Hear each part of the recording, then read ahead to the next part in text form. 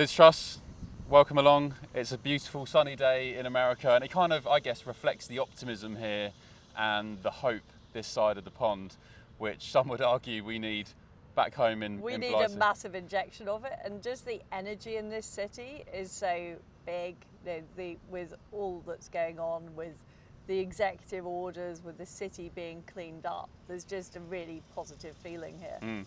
It's funny you mentioned being cleaned up. We went for dinner last night, and there were workers painting the manhole covers immaculate. And I was just thinking, you'd never get that down, I don't know, Edgware Road. The only way they get painted in England is people putting the St George's cross on manhole covers. Yeah. That's the only way they're going to get painted. Yeah, good point. In Britain.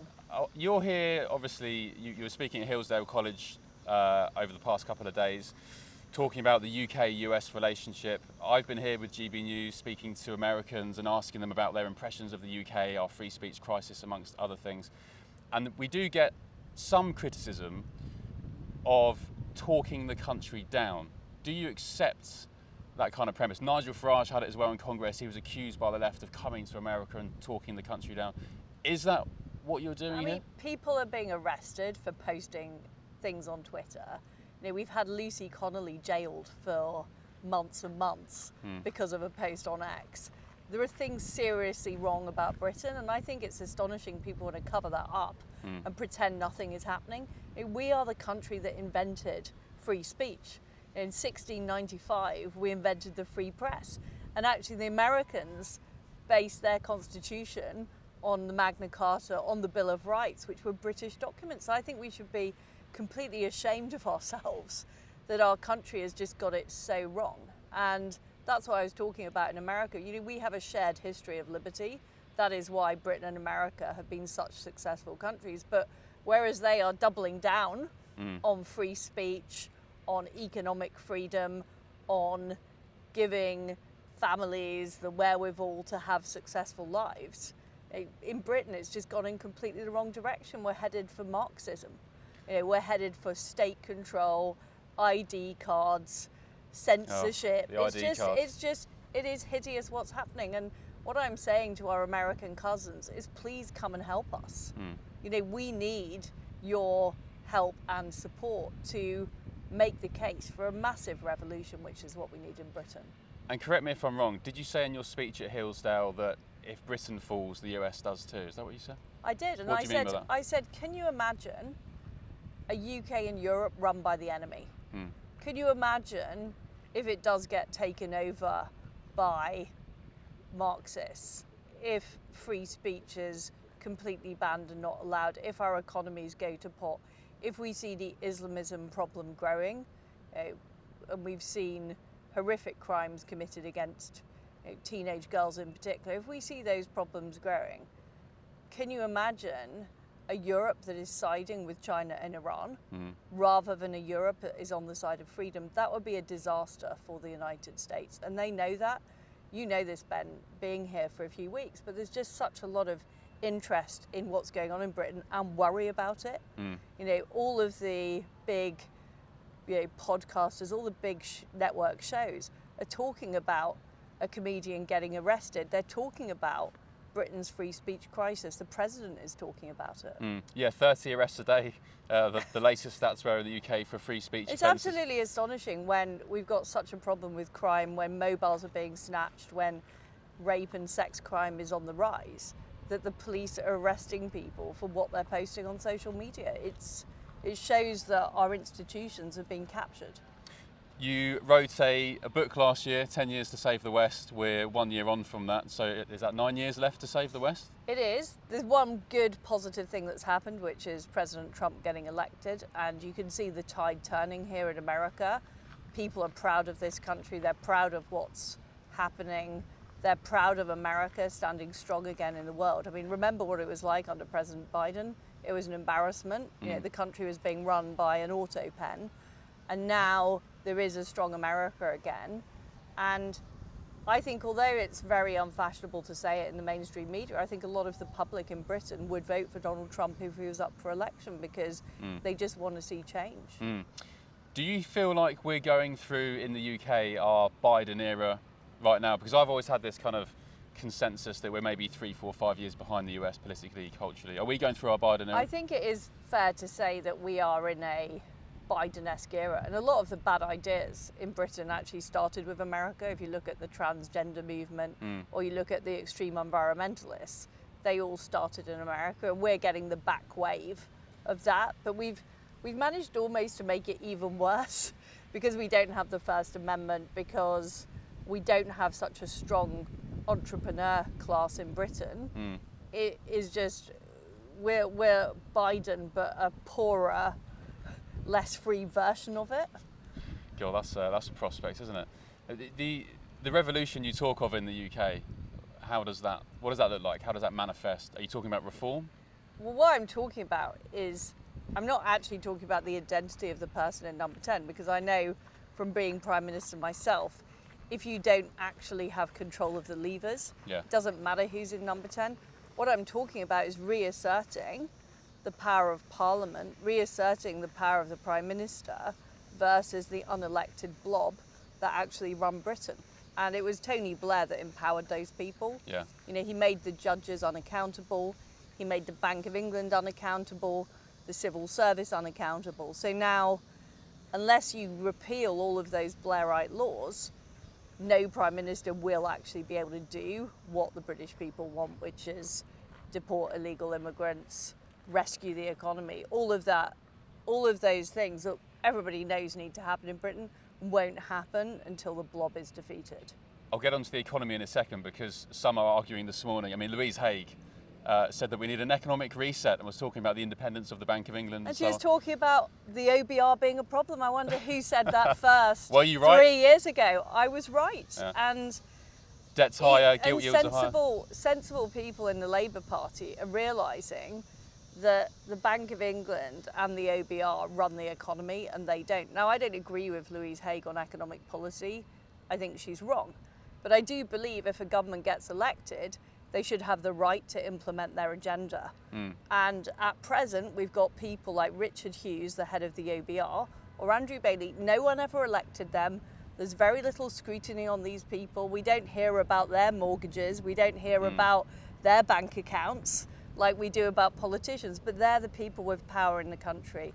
And that is what needs to be recognised. And I think across the political spectrum, it is being recognised that we have a problem with the unaccountable blob. Okay, that's fine. According to the polls, reform as it stands will be a number 10. Nigel Farage will be Prime Minister. A long way to go, granted, things can change. What's going to be different for Farage and reform when they get in, compared to your tenure? Because you were stifled by the blob and the globalists and the deep state. What's going to change for them?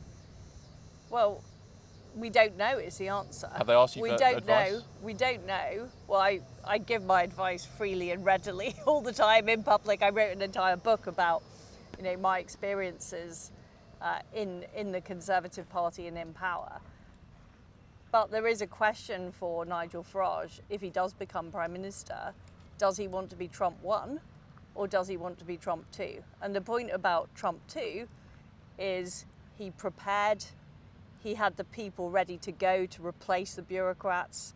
He had the executive orders ready to go so that he could hit the ground running and he could flood the zone, which has shocked the Democrats with just how much stuff he was doing, renaming the Gulf of Mexico, the Gulf of Mexico, that Department is, for War. To me, that is the strategy that any successful Prime Minister needs to pursue now, because the blob is more powerful than it's ever been. I mean, we've all watched Yes Minister, but we've now got Yes Minister on steroids. We've got Sir Humphrey is now a transgender activist. Yeah. That is what we have in the British system. And whilst whenever a new Prime Minister goes into office, the civil service say, of course, Prime Minister, we will do what you want. In reality, they pursue their own agenda. And we've seen that over things like net zero, transgender ideology, the human rights ideology. These are not things the British public ever voted for. They didn't vote for them under a Labour government. They didn't vote for them under a Conservative government. But you have people with their own agenda who aren't accountable pursuing those policies. So 2 questions. Do you think Nigel Farage will be Prime Minister next time round? or if you look at the betting markets, he's the odds-on favourite. And do you think he'll be Trump 1 or Trump 2? Because you're quite right, Trump 1 was surrounded by the likes of John Bolton, Anthony Fauci, people who, I guess, bounced him around. And he didn't understand the system and the way the system works. So now he's actually challenging the Federal Reserve, which is the big source of unaccountable power in the American system. We've got the Bank of England, they've got the Federal Reserve. He's taking on the bureaucrats in the State Department because he understands where power is being exercised in the American system. And I believe we're 4 years off from a general election. So I think there's a lot of time to go. I don't believe there'll be an early election. I don't think Labour MPs are turkeys that are going to vote for Christmas. I think the experience of the 70s was that we had a massive financial crisis in 76, and yet the government continued right through to 79. So there's precedent for a bad government continuing for a very long time. And I think it's an open question, what will happen in 2029 and whether there will be a Trump 2 style government or a Trump 1 style government. I don't think we know that yet. Can I ask you about your loyalty to the Conservative Party? Because, I mean, amidst the sort of the deep state, I argue, I describe it stitching you up and conspiring to stitch you up. Also, you were stabbed in the back by lots of your Conservative colleagues who didn't support you. And I see that, and I've wondered for years, Liz, why you are still a member of the Conservative Party with that in mind. Well, and bearing in mind what the Tories have done. That is a good point. And the Conservative Party has lost its way. And I think if you trace back in history where it really lost its way, you could go right back to when Mrs. Thatcher was deposed and the Majorites took over and they wanted to be softer and they wanted to be more acceptable to their friends in the liberal middle classes. And we saw the continuation of that with Cameron. We've seen policies like net zero being pursued, transgender ideology being pursued by Theresa May. We've seen people like Michael Gove advocating everything from putting VAT on school fees. He was the first person to propose that. He backed Kamala Harris, in the American presidential election. So, there's no doubt that the Conservative Party has lost its way. I don't profess to know what will happen. I think 2029 is a very long way off, but I'm reluctant to give up the fight for what is conservatism. Okay, who would your pick be to lead that charge? Who's leading the cavalry? Would it be Kemi? Would it be someone like Robert Jenrick, who seems to be making more waves? I'm not getting into the Conservative Party just changes its leader far too frequently, in my opinion. And it's not just the leader that's the problem. It's the parliamentary party. Yeah. It's the core of what the Conservative Party is that's the problem. So I don't really think that changing the leader makes a great deal of difference. And what is needed in Britain isn't just better leadership. Better leadership's always good, but if you don't have a movement, if you have media that is very, very biased and suppresses the truth, and Britain's mainstream media has been a truth-free zone.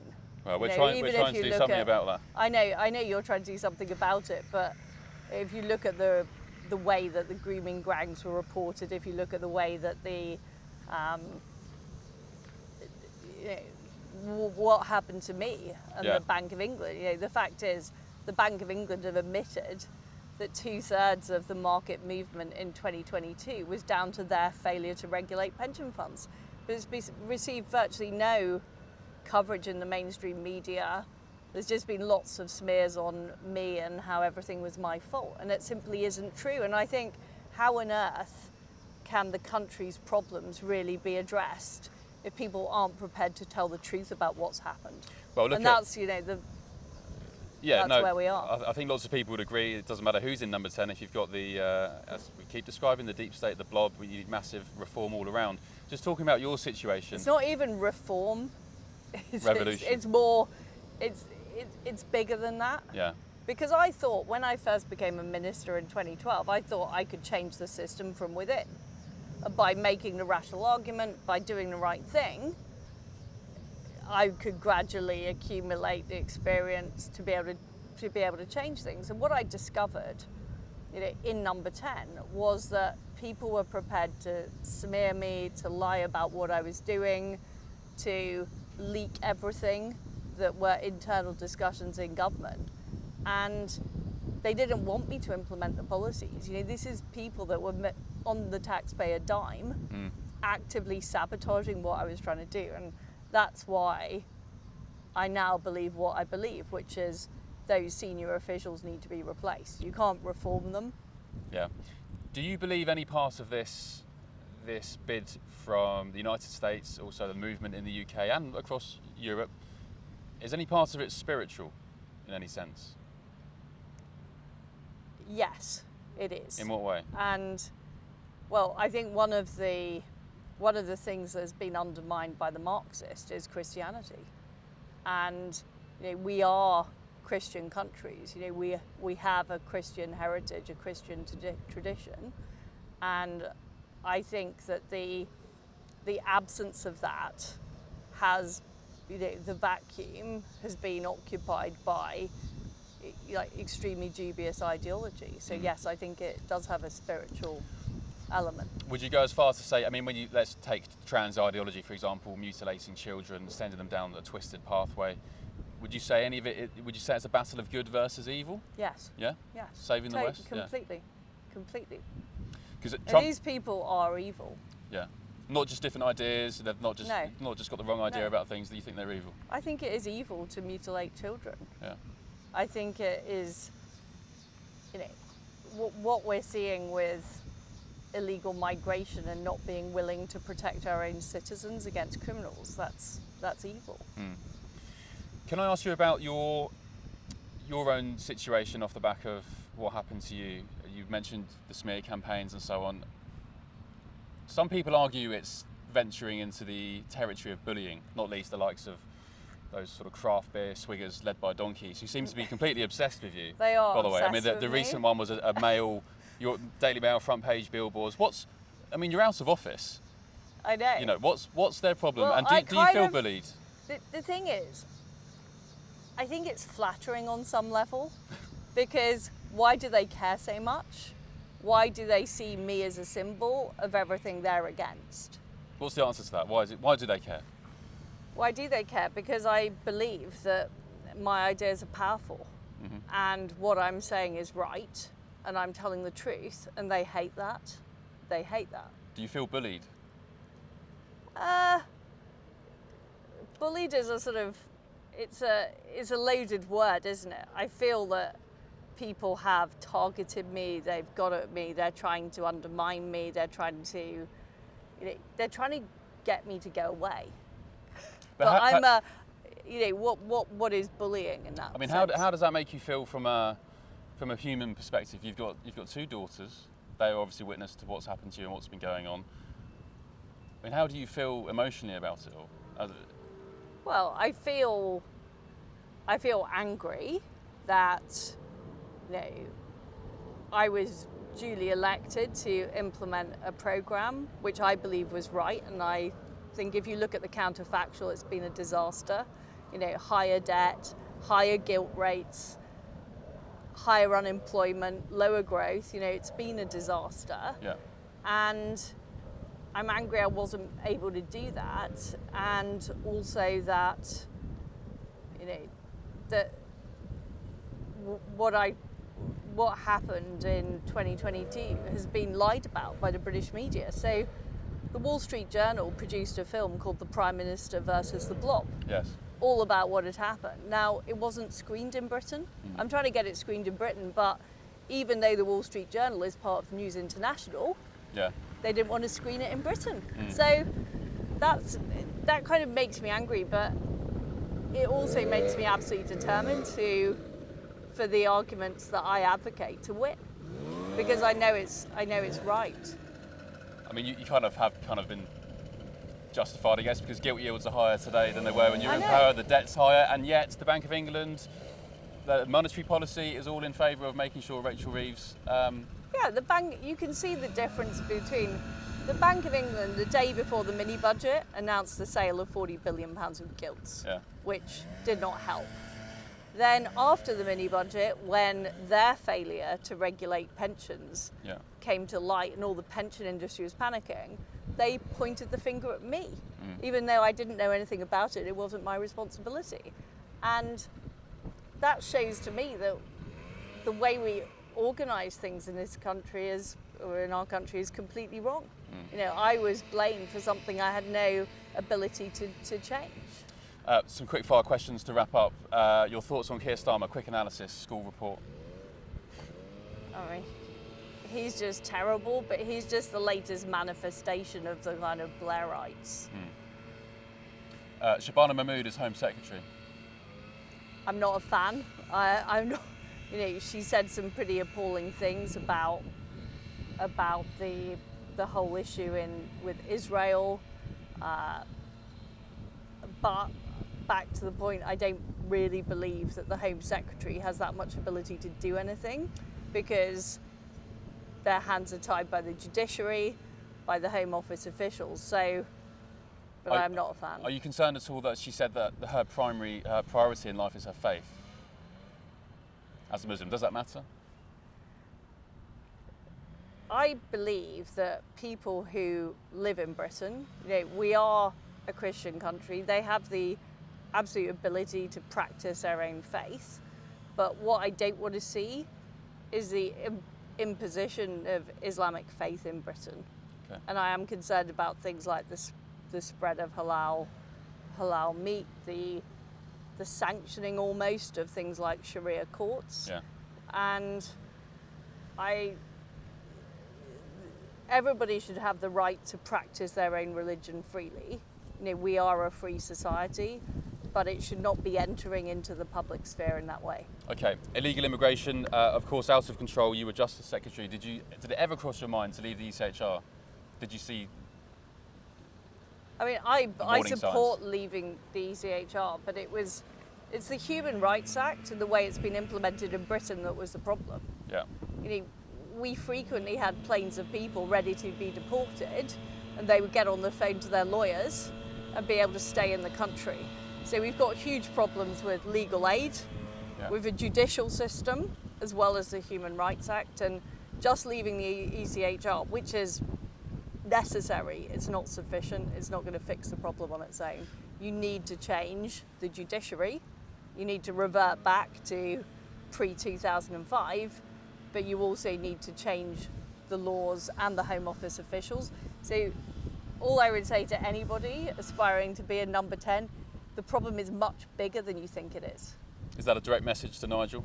Well, it's a message to whoever. Whoever may end up there. Whoever may end up there. Nadine Dorries, very quickly. Nadine Dorries, of course, has joined Reform, your old colleague. She was calling on the Mail on Sunday front page for Boris Johnson to get back involved in the Tories and have some sort of coalition. I don't think we're surprised to hear that that's what she's been calling for, is it? Would you support that? Because she's very fond of Boris, I think it's fair to say. Boris is, I'd argue, out of favour with a lot of people from the centre-right, not least because of the Boris wave on migration. I mean, he caved into net zero. He turned into a bit of a green zealot in the end. Is he ever going to make a comeback, do you think? Look, I think British politics is in such a stage of flux that it's crazy to rule anything out. But there are, you know, immigration, net zero, these are all issues where it's not immediately obvious exactly how he would actually, how comfortable he would feel with where the public are now. Have you spoken to him recently? Not recently, no. Okay. And finally, the small boats. This is, I'd argue, the biggest issue in Britain at the moment. It's a national security threat. I look at the small boat situation and I see the silly policies they will allow, the one in, one out. Maybe we'll give them some money to France. Should they be allowed to stay in hotels? Should they be allowed bus passes into town? It seems so incompetent to me and the rest of the British public that this issue can't be sorted out. Is it incompetence or is it something more? Well, it's politicians are tied by law to do these things and they can't overrule the civil service.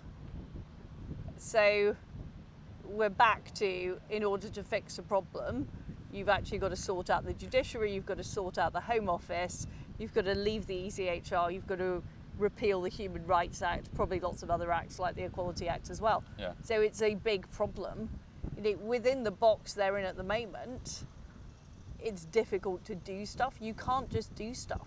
If you tried to, let's say, get the Navy out in the Channel and push the boats back or something like that, the Permanent Secretary would say, I'm sorry, Minister, I can't do that. It's illegal. That's what they would say to you. You literally wouldn't be able to order them to do that. You've got to change the law first. But sorry to sound naive, why can't a Prime Minister just say, well, I'm not going to listen to you, I'm going to ignore international law, I'm going to put the interests of the country first, and we'll do that. We'll put them into life-saving... So let's say you're the Prime Minister. Yeah. And I'm the Permanent Secretary at the Home Office. So you say that to me. Okay, well, look, thank you for your contributions, civil servant, but I'm going to be going ahead with this. It's a national security threat. We're doing it anyway. I'm not doing it because it's against the law. So you would have to be the person to instruct, for example, the Navy, logistically, very practically in the office speaking there. Yeah. The Prime Minister doesn't pick up the phone. And then you say, okay, Liz Truss, you're sacked. And I say, well, actually, you can't sack me because the Civil Service Code is in the law and you can't do that. You've got to prove gross misconduct or something. I mean, that is the problem. It just seems insane. It seems we've surrendered our country and our democracy to... Well, this is what, the basis of the British Constitution is parliamentary sovereignty, but Parliament has voted itself to lose all its power and hand it over to unelected civil servants, unelected judges, the unelected Bank of England. Those are the people with the power in the system now. I mean, it almost seems... So you can't make people do things and you can't sack them if they're not doing them. It almost seems... That's the bottom line. Sure. It seems like the task for the next government will just be too big to handle in 4 years. But what's the alternative? The alternative is that our country keeps declining. And lots of people said that Donald Trump's plans were impossible. He's crazy for taking on the Federal Reserve. Yeah. Do you remember the criticism of the tariff policies? Yeah. That it was against the World Trade Organization rules. Do you remember him getting rid of USAID, abolishing the Department of Education? He's doing all of these things. But I guess the difference is he has executive orders. But in many ways, it's easier in Britain because Parliament is sovereign. You don't have 3 different branches of the government that have 3 separate sets of authority. You've got one authority, which is Parliament. So if Parliament is prepared to vote to repeal all these laws and give genuine executive power back to the Prime Minister, it can do that. Well, they need a big old majority, won't they, next time around, whoever it may be. Correct. Yeah, well, actually, that said... They need a majority, but they also need people who are prepared to vote for things, because back in 2022, we had a majority of Conservative MPs, but they weren't prepared to vote for cutting the welfare bill.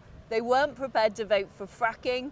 They objected to cutting the top tax rate. You need people who are actually prepared to vote for tough stuff and don't care what their mates at London dinner parties say or don't care what is written on Twitter. That's the kind of people you need. And good luck finding 350 of them is all I can say. Well, just as a final barb to you, Liz, some would say that was the Tories' problem all along. The broad church, you just ended up being stuffed with Lib Dems. I know you're an ex-Lib Dem, but of course you saw the light. But that was the problem with having such a broad church. People just weren't on message. Yes, I said that already. I think the Conservative Party lost its way. I think it lost its way in the 1990s. I think the problem goes back a long time. Final word, can Britain be salvaged? Yes. Good stuff. Liz, thank you. Thank you. Appreciate it. Thanks very much.